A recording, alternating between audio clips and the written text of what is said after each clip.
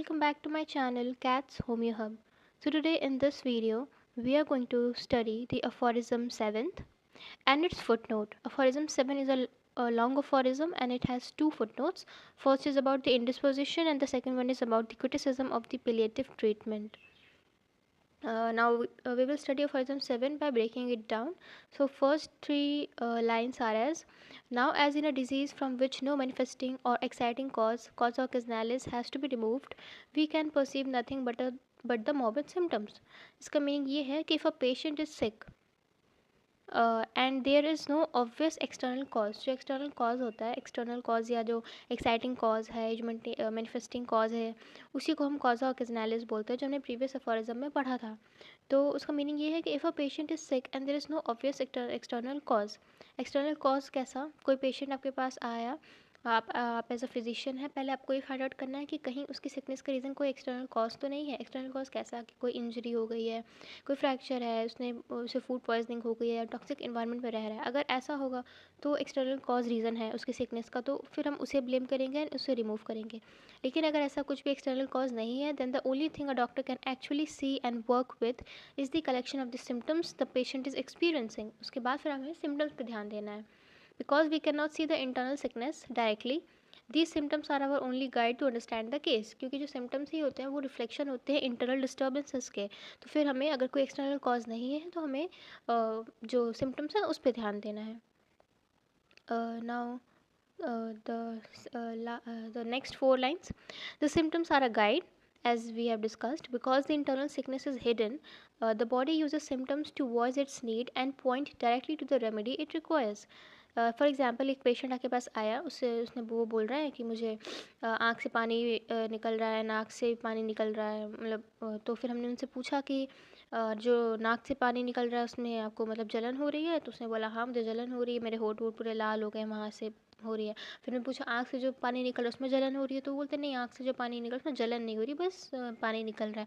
तो हमें इसे समझ में आया कि जो उसके लेक्रामेशन है वो ब्लांड है और जो उसका नीजल डिस्चार्ज है वो एक्रिड है, वो इसको क्रिएट कर दे रहा है सर्फेसिस को.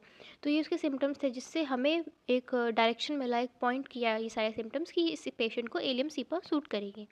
तो ये सिम्टम्स ही हमारे गाइड होते हैं. अ कंप्लीट पिक्चर है. You can not rely on just one symptom. सिर्फ एक सिम्टम पे नहीं ध्यान देना है, हमें पूरे टोटलिटी ऑफ सिम्टम्स देखते हुए फिर कोई रेमेडी सिलेक्ट करनी है. This creates an outward picture that reflects the true nature of the sickness inside. Energy disturbances. True sickness is not just a physical problem, it is a disturbance in the body's inner life energy, the vital force. जो next four lines हैं, these are like next 4 to 5 lines है, उसका summary है. The totality of symptom is the only reliable guide a teacher has to choose, नहीं, a doctor has to choose the correct medicine. अब एक physician का job क्या है? A physician must focus entirely on understanding the complete symptom picture rather than guessing at hidden unproven cases. कोई guess work नहीं करना है, अपना potential कहीं और waste नहीं करना है कोई unscientific method या unscientific investigation में. What physician has to focus on is the symptom. जितना पोटेंशियल सिम्टम समझने हैं, सिम्टम्स को और पेशेंट से जानने में हम करेंगे, उतना जल्दी हमें रेमेडी सिलेक्शन में हेल्प होगा. And the cure by safely removing the entire collection of symptoms, the internal disease है वो डिस्ट्रॉय हो जाती है and the patient is restored to full health. Now going to the footnote.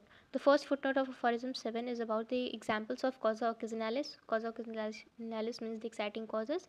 And इसमें ground level पे इंडिस्पोजिशन के बारे में भी जिक्र हुआ है.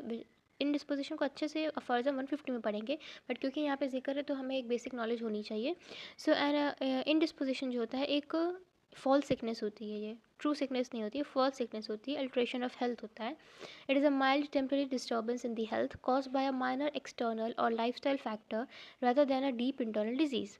इसके कॉज क्या होते हैं? It is always triggered by an obvious external maintaining cause, causa occasionalis, such as eating spoiled food, sitting in a cold draft, sleeping poorly or wearing tight shoes. तो ये फॉल्स सिकनेस है, इसे कोई homeopathic remedy की ज़रूरत नहीं है. इसे जो हमारे फिजिशियन है या तो एक proper positive healthy environment they देता है फिजिशियन को, या तो उसकी प्रॉपर काउंसलिंग कर लेता है, उससे बातचीत कर लेता है, इस तरीके से ट्रीट हो जाती है. हमारी वाइटल फोर्स अपने आप ही कोप अप करके ट्रीट कर लेती है, इसमें कोई एक्सटर्नल मेडिसिन की ज़रूरत नहीं होती है. अब इसके बाद इसके हम एग्जांपल्स देखेंगे. तो doctor Samuel Hahnemann provides real world practical examples of what he means by a manifesting or exciting cause, causa occasionalis. He explains that an intelligent physician must look for and remove these external mechanical or lifestyle obstacles first. When you remove these external maintaining causes, the body is often able to heal itself spontaneously without needing any dynamic homeopathic medicine.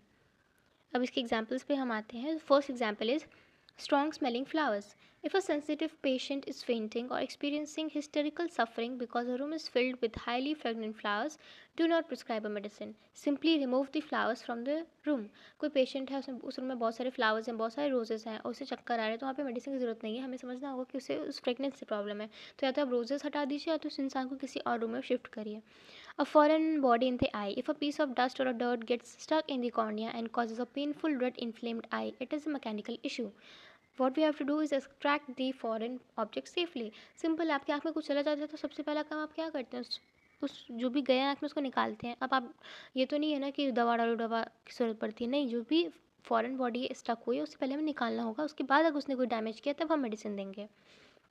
An overtight bandage. If a wound is wrapped too tightly, cutting off the blood circulation and threatening to cause tissue death, it is an external error. तो क्या करेंगे, bandage को loose कर देंगे. अब कहीं ऐसी जगह है जहाँ पे सर्जरी की ज़रूरत है. What are the cases? He knows that things like extracting foreign objects from the body openings, nose, ear, rectum, crushing a bladder stone. अगर वो bladder stone हो गया है और अगर वो bladder को crush कर रहा है, उसकी साइज़ इतनी बड़ी हो चुकी है, तो उसे सर्जिकली रिमूव करना पड़ेगा. या फिर कोई न्यू बॉर्न बेबी है, उसका एनस में परफोरेशन नहीं है, रास्ता नहीं बना, तो उसको भी सर्जरी के थ्रू ही हमें सही करना पड़ेगा.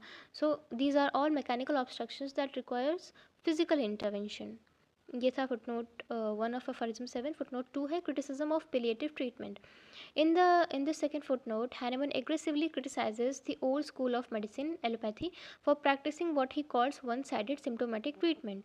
Instead of looking at the whole point, old school doctors would find a single bothersome symptom and try to suppress it directly with an opposite drug in एंशियोपैथिक और पेलिएटिव ट्रीटमेंट. उस time में था एक symptom पर ध्यान दिया. यहाँ हम लोग टोटलिटी ऑफ सिम्टम देखते हैं. इन लोग का है कि एक सिम्टम देखा और उसके अपोजिट रेमेडी दे दी, क्योंकि होता है ना एंटीपैथी पे बेस्ड है, तो दे दिया. तो इससे क्या होता है ना, सप्रेस होता है, ना कि प्रॉपर क्योर होता है. अभी सेकेंड स्लाइड में हम समझेंगे. A single symptom is not the disease.